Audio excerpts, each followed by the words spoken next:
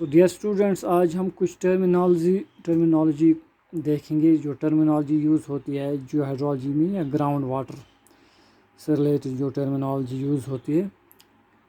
कुछ 2-3 टर्मिनोलॉजी में आते हैं, 2-3 टर्म्स आते हैं, तो उनको हम लेंगे। बहुत सी सब टर्म्स भी यूज़ होती हैं, लेकिन हम यहाँ पे मेन टर्म्स जो हैं वो खाली लेंगे। तो सबसे पहले तो आपको हाइड्रोलॉजिकल साइकिल जो है उसको जहन में लाना पड़ेगा।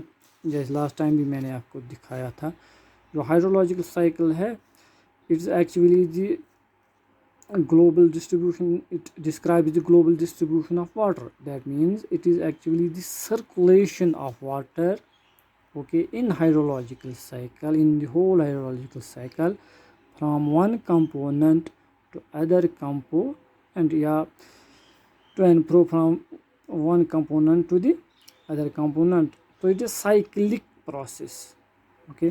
सो इसमें जो वाटर जो है सर्कुलेट होता है एक फॉर्म से दूसरी फॉर्म में या एक कंपोनेंट से दूसरे कंपोनेंट में। सो सबसे पहले जो क्या होता है, सी वाटर की इवापोरेशन होती है। सो इवापोरेशन पे जो भी प्रेसिपिटेशन होती है, फिर चाहे वो सरफेस वाटर जो भी फ्लो करता है, चाहे फिर वो सी में चला जाए, पॉन्ड्स लेक्स में चला जाए, या कहीं पर भी इवन सॉइल में भी हो, तो लेकिन उसकी एक कंटिन्यूस जो है प्रोसेस होती है, नेचुरल प्रोसेस होती है, जिसको हम एवापोरेशन कहते हैं। Means water change it's state when physical condition, not physical condition change, क्योंकि एवापोरेशन जो है वो कंटिन्यूस प्रोसेस है। वो लो टेम्परेचर पे भी होता है और हाई टेम्परेचर पे भी होता है। So rate of evaporation is higher at higher temperature and lower at the lower temperature. तो part of this meteoric water which falls onto the ground surface, okay, it evaporates। मुख्तलिफ evapotranspiration plant से भी होती है, okay, lakes, then water bodies, oceans, snow, इसके surface से भी evaporation होती है। और that means ये वाटर जो है वापस एटमॉस्फेयर में चला जाता है, तो वहाँ पर फिर वो क्लाउड फॉर्मेशन और फिर अगेन प्रेसिपिटेट होके स्नो और रेनफॉल की सूरत में जो है दोबारा सरफेस पे आता है या ग्राउंड पे पड़ता है। So that means evaporation, simply इसको हम इस तरह कह सकते हैं, part of the meteoric water falling over the ground surface, it evaporates and goes back to the atmosphere. What happens to it then until it precipitates, okay, after cloud formation, okay, then it starts precipitating again in the form of rain and snow। so इसको हम evaporation कहेंगे। तो evaporation जब होती है, जो rain या snowfall जब होती है, तो क्या होता है कि इमीडिएटली क्या हो जाता है, हाई रीचेस में या रिचार्जिंग एरिया में जो ही जो है वाटरफॉल होता है, रादर प्रेसिपिटेशन होती है, रेनफॉल होता है, तो स्ट्रीम्स में, क्रीक्स में, छोटे बड़े क्रीक्स में, वैली से होके, ओके, फिर बड़ा स्ट्रीम बना के, फिर रिवर बना के, ये जो वाटर है या part of the precipitation, okay, it keeps on flowing over to the ground surface and ultimately it reaches the sea, okay, sometimes a huge basin in the form of lake. So जो ये surface पे water flow करता है, इसको हम run of कहते हैं या इमीडिएट रन ऑफ कहते हैं, okay. Part of the precipitation which immediately, okay, flows all onto over the ground surface in the form of small creeks, streams, rivulets, rivers, okay, it keeps on flowing here and there through different terrains। तो इसको हम surface run of भी कहते हैं, क्योंकि ये surface पे flow करता है ग्राउंड सरफेस को। तो क्योंकि जो ही ये वाटर जो है स्नोफॉल या रेनफॉल हम कहेंगे, क्योंकि ये लिक्विड सूरत में आता है, जो ये सरफेस पे पहुंच जाता है तो इमीडिएटली ये फ्लो करना शुरू हो जाता है, तो इसलिए इसको इमीडिएट रन ऑफ भी कहते हैं। लेकिन जो ये प्रेसिपिटेशन होती है, ये सारा का सारा जो है ग्राउंड सरफेस पे ही नहीं, या सरफेस रन ऑफ की सूरत या इमीडिएट रन ऑफ की सूरत में ही नहीं फ्लो करता है। Part of this precipitation, it starts absorbing at the ground surface। Ground surface पे जो है प्रेसिपिटेशन का कुछ हिस्सा जो है एब्जॉर्ब होता है, इनफिल्ट्रेट हो जाता है और फिर परकुलेट होकर डीपर लेवल्स में चला जाता है। Just like this. अगर हार्ड रॉक हो तो cracks, fractures, criss cross fractures joints के अलॉन्ग ये एब्जॉर्ब होगा, सिंक होगा और फिर फ्लो करेगा, हाइड्रोलिक कंडक्टिविटी होगी। देन अगर loose unconsolidated sand, pebble, gravel और लूज क्ले हो तो इन बिटवीन पोर स्पेसेस जो है ये इनफिल्ट्रेट होता है और फिर स्लोली ग्रेजुअली फ्लो करता है।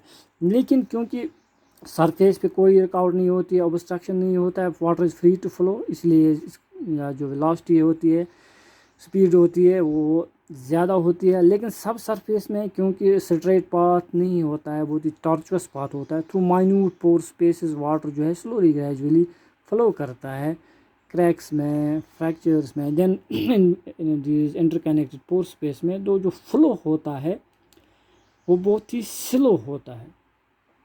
Okay, so it is very slow, क्योंकि क्रैक्स में होके फिर अल्टीमेटली कहीं पर ये सरफेस पे अगेन टच करता है। अगर वाटर टेबल इसको इंटरसेक्ट करे तो वहाँ पर स्प्रिंग बनता है, स्प्रिंग से फिर छोटे स्ट्रीम फिर निकलते हैं, या वो स्ट्रीम वाटर या स्प्रिंग से ही वो वाटर फिर फ्लो करता है। तो कोई छोटा सा नाला बनाता है या क्रीक या रिवलेट बनाता है। सो यहाँ पर इनफिल्ट्रेशन एक टर्म आ गई। सो इनफिल्ट्रेशन ये वर्ड से ही पता चलता है, that means quite a substantial part of this meteoric water, it permeates beneath the ground surface and accumulates within the fractures, within the open space of rocks in the form of crisscross fractures, pores in between the sediments, okay, and it is stored as ground water. ये ground water जब कभी last time जैसे आपने पढ़ा था, कभी water table surface के, ground surface के बिल्कुल नज़दीक आ जाता है या कट करता है, इंटरसेप्ट हो जाता है या इंटरसेक्ट वहाँ पे हो जाता है, तो वहाँ पर स्प्रिंग्स बन जाते हैं, वो ground water starts out flowing on to the ground surface, तो forming a spring, because water oozes along the foothills or somewhere in the valleys or along the slope, तो वो भी फिर फ्लो करता है और किसी बड़े स्ट्रीम या रिवर के साथ मिल जाता है।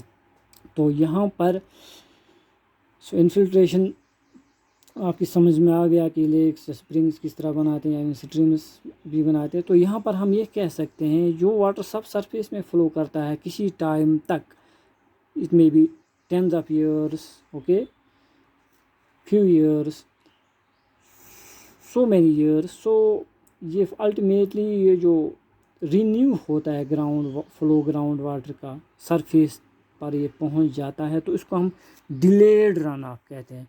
जो सब सरफेस में फ्लो करके क्रिस क्रॉस फ्रैक्चर्स और पोर स्पेस में फ्लो करके ultimately in the form of springs, okay, फिर ग्राउंड पे आ जाता है, फिर वो वहाँ पर लेक बना सकता है, छोटा स्ट्रीम रिवर भी बना सकता है।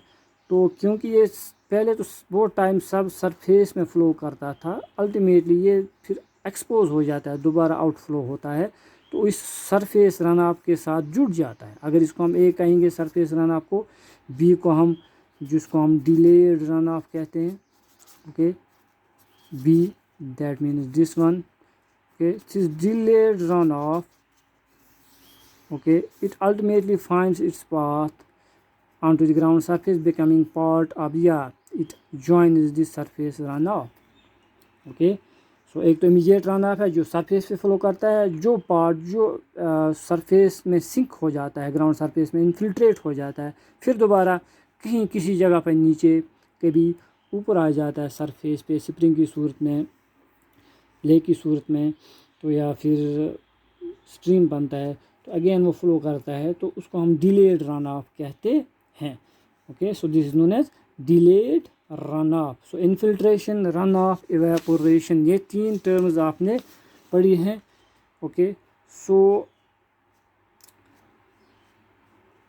run this delayed runoff, it is a renewed flow of groundwater onto the ground surface. Okay, इसी को हम डिलेड रन ऑफ कहते हैं। तो जो टोटल रन ऑफ होगा, ओके, एक तो रन ऑफ है immediate runoff, delayed run of, okay, या surface run of, delayed run of. So ये ए प्लस बी, इसको हम surface run of, immediate runoff plus delayed run of को हम टोटल रन ऑफ कहते हैं। Total runoff is equal to, it is formed by immediate or surface runoff plus delayed runoff।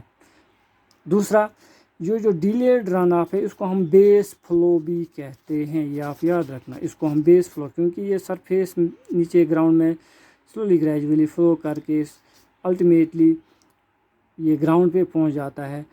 तो जब dry season होता है या जब बारिश नहीं पड़ती है किसी सीज़न में या रेनी सीज़न में, तो यही बेस फ्लो मेंटेन करता है इन स्ट्रीम्स में जो वाटर फ्लो करता है, हर जगह नहीं, किसी किसी केस में।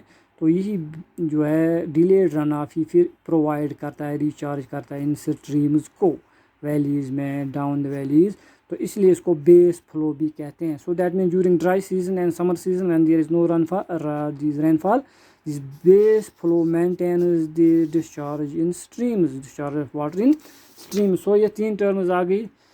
रन ऑफ किसको कहेंगे, immediate run of, surface run of, delay run of या बेस फ्लो जिसको हम कहेंगे। फिर टोटल रन ऑफ भी आपने देखा, इन्फिल्ट्रेशन भी आपने देखा और डिले रन ऑफ भी आपने देखा। So is all about this terminology. So take care. इसमें से ऑब्जेक्टिव भी कुछ न कुछ 1 नंबर का आता है।